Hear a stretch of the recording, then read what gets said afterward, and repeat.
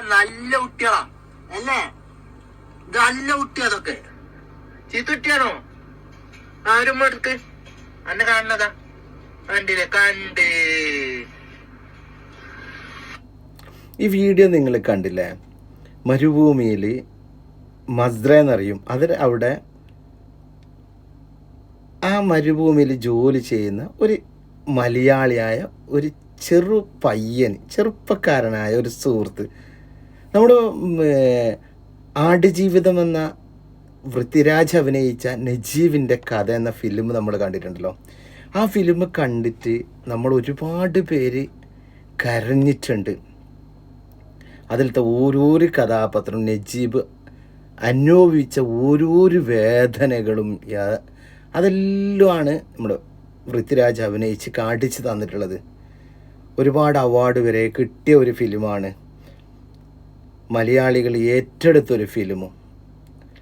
അതിൻ്റെ ഇടയിൽ നിന്ന് ഇങ്ങനെ ഒരു സംഭവം കാണുമ്പോൾ ഇല്ലേ, മനസ്സിലേക്ക് വളരെ സന്തോഷം തോന്നിപ്പോയി. നിങ്ങൾ ഈ വീഡിയോ ഫുള്ളായിട്ട് കാണണം കേട്ടോ, മറക്കരുത്. ആ പയ്യന് ആടുമായിട്ടും ബൈക്കുമായിട്ടും കോഴിയുമായിട്ടും എത്ര സന്തോഷത്തോടു കൂടിയാണ് അവനവിടെ ജീവിക്കുന്നുണ്ടെന്നറിയോ? ആ മരുഭൂമിയിൽ ഓരോരോ കാര്യങ്ങൾ അവൻ്റെ കാണുമ്പോൾ ഇല്ലേ, നമ്മൾക്ക് ഇങ്ങനെ ഒരു കൗതുകം തോന്നിപ്പോകുന്ന. ആ പയ്യന് ചുട്ടുപൊള്ളുന്ന മരുഭൂമിയിൽ ഓരോരോ കാര്യങ്ങൾ, അവൻ്റെ ജീവിതം ഇങ്ങനെ ലൈഫ് എൻജോയ് ചെയ്യുകയാണ്. ആ ജോലിയിൽ കൂടിയിട്ട് എൻജോയ് ചെയ്യുന്നത്. ഇങ്ങനെ ഒരു വീഡിയോ ഞാൻ എൻ്റെ ജീവിതത്തിൽ ഞാനൊരു ലൈവ് ഇതായിട്ട് ഞാൻ കണ്ടിട്ടില്ല കേട്ടോ. ഫുള്ളായിട്ട് നിങ്ങൾ ഈ വീഡിയോ കാണണം. മലനാരണ്യത്തെ സാക്ഷിയാക്കി എന്നും എഴുന്നേറ്റ് നിൽക്കുന്നത് പോലെ ഇന്നും ഞാൻ എഴുന്നേറ്റ് നിൽക്കുന്നു. എന്തിന്? അതൊരു ചോദ്യമാണ്. പക്ഷേ പ്രകൃതി മനോഹരമായ മലനാരണ്യത്തെ സാക്ഷിയാക്കി എന്റെ മുമ്പേ എന്റെ സൂര്യൻ ഉദിച്ചു വരുന്നു. രാവിലത്തെ കാഴ്ചയാണ്. നിങ്ങൾ ആ കാഴ്ച കാണാറുണ്ടോ? വളരെ വളരെ കുറവായിരിക്കും. ഇനി നമുക്ക് പണിയിലേക്ക് കിടക്കാം. വെള്ളവുമായി ഞാനങ്ങ് എത്തുമ്പോത്തിനും വെള്ളം കുടിക്കുന്നു.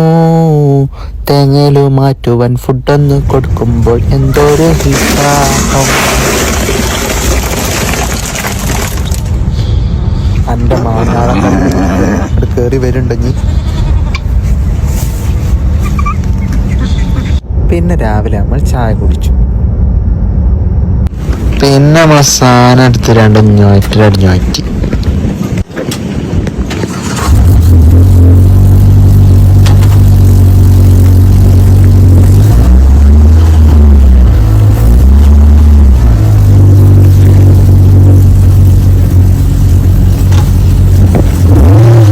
ബംഗാളിന്റെ അടുത്ത് നല്ല കേക്കും കിട്ടിന്റെ മോനെ. വേറെ മൂടി സാധന സംഭവം.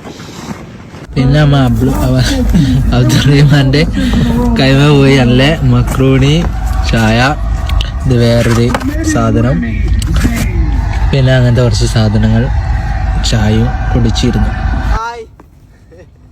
പിന്നെ നമുക്ക് താറാവ് ഇതിലിങ്ങനെ കുളിച്ചിട്ട്, ഇത് കുടിവെള്ള ഇതിലിങ്ങനെ കുളിച്ചിട്ട് ഇവിടെ ഒരു കുളം കുത്തിയെടുത്ത് നോക്കുമ്പോഴോ ഇപ്പൊ രണ്ടിലും കുളിക്കുന്നുണ്ട്. വല്ലാത്തൊരു കൈവേറികളാണ്. അപ്പൊ എന്താണ്, നോമ്പ് നോൽക്കുണ്ടോ നാളെ? ഇല്ലാന്നോ? നോമ്പ് നോൽക്കണം. അയ്യോ, ഉമ്മച്ചാണ്ടോ? നോമ്പ് നോൽക്കാക്കാൻ വേണ്ടിട്ടല്ലേ ഉമ്മക്കലാണ്. എന്നാലും ഒരു വട്ടമൊക്കെ നോമ്പ് നോൽപ്പിക്കണം. ഈ ഗ്യാങ്ങിന്റെ അവസ്ഥ എന്താ? നാളെ തൊട്ടുള്ള പ്രോഗ്രാം എന്താണ്? ഒതുങ്ങി നിൽക്കുന്നുണ്ടല്ലോ. നിങ്ങളെ അവസ്ഥ എന്താ? നാളെ തൊട്ടുള്ള ഭക്ഷണം ക്രമീകരണം ഉണ്ടോ, അതോ സ്ഥിരത ഉൾപ്പെടുത്തണോ? ഇപ്പൊ അവസാനത്തെ ലഞ്ചാവാൻ ചാൻസ് ഉണ്ട്. നല്ല പരിപ്പും കറി ഉണ്ട്, നല്ല ബീഫ് ബർഗറും ഉണ്ട്.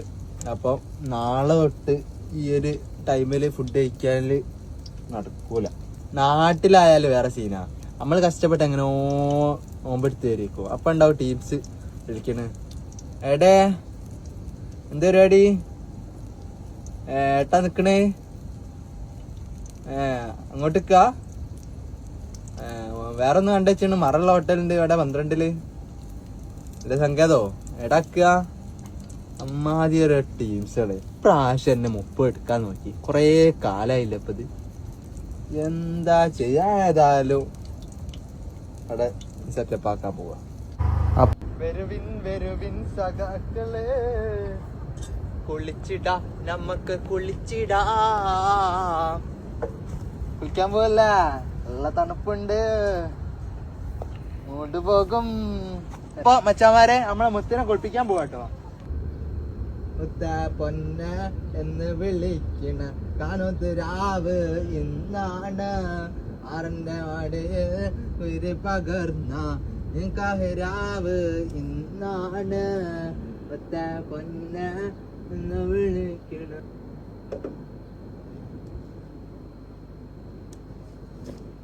കയറ് കെട്ടിട്ട് കുളിപ്പിക്കാണ് ചങ്ങായി, എന്നെ കുളിപ്പിക്കാണ്, തല്ലല്ല, കുളിപ്പിക്കാണ്. എല്ലാം ഉള്ളല്ല, കാരട്ടനെ അടുക്കില്ല. അത് വിറക്കുണ്ട്. അപ്പൊ ഒരു ചവിട്ട് കിട്ടാൻ ചാൻസ്, ചവിട്ട് കിട്ടിയാലാവില്ല. തണുക്കുന്നുണ്ട് ഞങ്ങൾക്ക്, തണുക്കുന്നുണ്ട് ഞങ്ങൾ, തണുക്കുന്നുണ്ട്.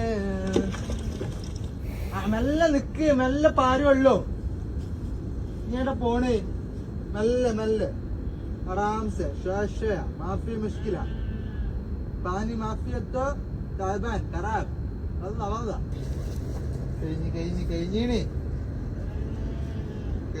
നമുക്ക്. പിന്നെ നമ്മളെ കുതിരന്റെ മുഖത്ത് വെള്ളാക്കാനേ പറ്റൂല, വെള്ളാക്കിയാൽ വിഷയമാണ്. ഏകദേശം തീരുമാനമായി ഗൈസ്. അപ്പം see you.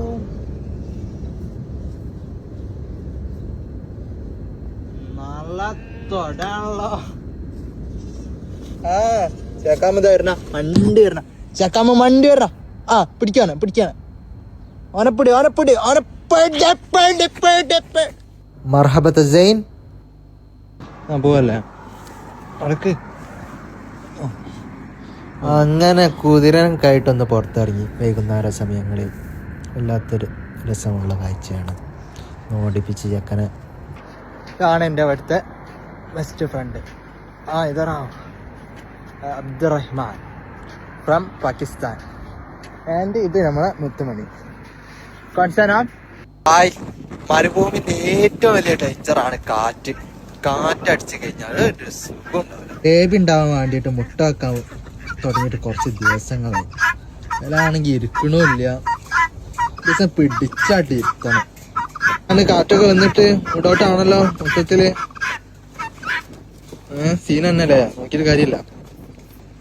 അപ്പൊ ഇത് എന്ന് വെച്ചാല് സാധാരണ ഒരു ആടുജീവിതം അല്ല, ബോട്ട് ലൈഫ് അല്ല. ഇവിടുത്തെ പണി എന്ന് പറഞ്ഞാല്, ഇത് ഖത്തർ പറഞ്ഞ ചെറിയൊരു രാജ്യമാണ്. അപ്പൊ ഇവിടെ തണുപ്പ് കാലത്ത് ഇവിടുത്തെ ഗവൺമെന്റ് ഇവർക്ക് മരുഭൂമിയിൽ ടെന്റ് അടിക്കാൻ വേണ്ടിയിട്ട് ഇവർക്ക് അപ്രൂവ്ഡ് കൊടുക്കും. അപ്പോൾ ഏകദേശം 6 മാസം ഇവർക്ക് അപ്രൂവ്ഡ് കൊടുക്കും തണുപ്പുള്ള കാലത്ത്. അപ്പോൾ ഇവിടെ ടെന്റ് അടിക്കുന്നത് സംഭവമാണിത്.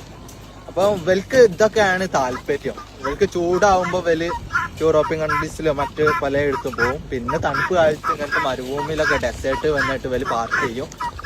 പിന്നെ റൈഡ് ചെയ്യും മരുഭൂമിയിൽ കൂടെ. പുത്തുപുത്ത എന്ന് പറഞ്ഞ വണ്ടിയിൽ ഇട്ടിട്ട് ഇങ്ങനെ പോകും. അതൊക്കെയാണ് ഇവിടുത്തെ ലൈഫ്. അല്ലാതെ സാധാരണ ഒരു മരുഭൂമി ജീവിതമല്ല. പിന്നെ പറഞ്ഞ പണ്ടൊക്കെ ഇനി മരുഭൂമി ജീവിതം, ഇപ്പൊ ഒക്കെ വളരെ കുറവാണ്. പിന്നെ ഇങ്ങനത്തെ പണിയിൽ സാധാരണ മലയാളീസ് എന്നെ പോലത്തെ ആൾക്കാർക്ക് സാധാരണ ഉണ്ടാവില്ല, അതൊരു ശരിയാണ്. പക്ഷെ ഇത് സാധാരണ മുണ്ടല്ലോടുന്ന് കക്കാന്ന് പറഞ്ഞിട്ട് സാധാരണ ഒരു മരുഭൂമി ജീവിതമല്ല. പിന്നെ എന്നെ പോലത്തെ ഉള്ളൊരു ആൾക്കാര് പൊതുവെ മലയാളികൾ ഇങ്ങനത്തെ പണിക്കൊന്നും ഇപ്പൊ നിലവിൽ ആരും നിൽക്കില്ല. പക്ഷെ ഇത് സാധാരണ പോലത്തെ അങ്ങനത്തെ ഒരു പരിപാടിയല്ല. ഇത് പറഞ്ഞാൽ ഒരു അടിപൊളിയാണ്. പിന്നെ എന്റെ കഫീലും മാഷാ അല്ലാഹ് അടിപൊളിയാണ്. അതുകൊണ്ടൊക്കെയാണ് ഇത്രയും വൈബ് ആവണത് ഇവിടെ മൊത്തത്തില്. പരിചയപ്പെട്ട ഒരുവിധ അറബികളൊക്കെ മാഷാ അല്ലാഹ് അടിപൊളിയാണ്.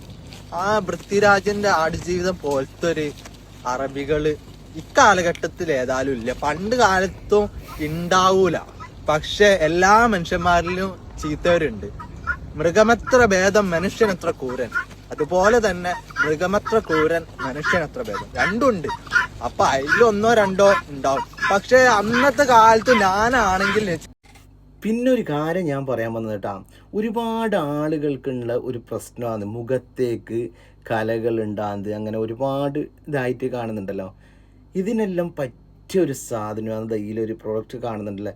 ജസ്റ്റ് നിങ്ങളൊന്ന് വാങ്ങിയിട്ട് ഒന്ന് തേച്ച് നോക്കിയാൽ 1 മാസത്തിൻ്റെ ഉള്ളിൽ നിങ്ങൾക്ക് അതിൻ്റെ റിസൾട്ട് എന്തായാലും അറിയും. നിങ്ങൾ മറ്റുള്ള ഓരോരോ ഉണ്ടാക്കുന്ന കമ്പനി അല്ലാത്ത ക്രീമൊന്നും വാങ്ങിച്ച് നിങ്ങളുടെ മുഖത്തെ ഇതൊന്നും കളയല്ല കേട്ടോ.